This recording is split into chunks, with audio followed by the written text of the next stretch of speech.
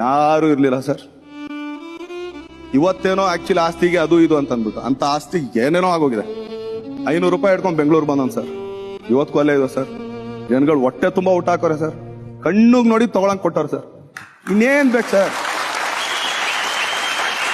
ಇದಕ್ಕೆ ಇನ್ನೊಂದು ಹೇಳ್ತೀನಿ ಕೇಳ್ರಿ. ಯೂಶಲಿ ನಮ್ಗೆ ತಿನ್ನಕ್ಕೂ ಗತಿ ಇರಲಿಲ್ಲ ಸರ್. ನಮ್ಮ ಮನೆ ಪಕ್ಕದಲ್ಲಿ ಒಬ್ರು ನಿರ್ಮಲಾ ಆಂಟಿ ಅಂತಿದ್ರು.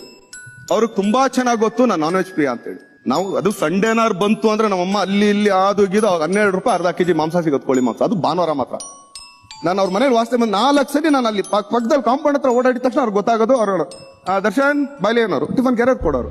ಥ್ಯಾಂಕ್ಸ್ ಆಗಿ ಫಸ್ಟ್ ಎತ್ಕೊಂಡ್ರು. ಅವಳು ತಿಂತಾ ಇರ್ಲಿಲ್ಲ, ಅವನು ತಿಂತಾ ಇರ್ಲಿಲ್ಲ. ಈ ತರ ಎಲ್ಲ ನಮ್ಗೆ ಅಕ್ಕಪಕ್ಕದ ಮನೆಯವರು ಫ್ರೆಂಡ್ ಸರ್ಕಲ್ ನಮ್ಮನ್ನು ಸಾಕೋರೆ ಸರ್. ಫ್ಯಾಮಿಲಿ ಅವ್ರು ಯಾರು ಸಾಕಿಲ್ಲ ಸರ್. ಅವತ್ತೇ ಅನ್ಕೊಡೆ ಫ್ಯಾಮಿಲಿ ಗಿಮ್ಲೆಲ್ಲ ವೇಸ್ಟ್. ವಾಟ್ ದ ರಿಲೇಶನ್ಶಿಪ್ ನೀವು ಬೆಳೆಸ್ಕೊಂಡು ಹೋಗ್ತೀರಾ ಅಷ್ಟೇ ಸರ್.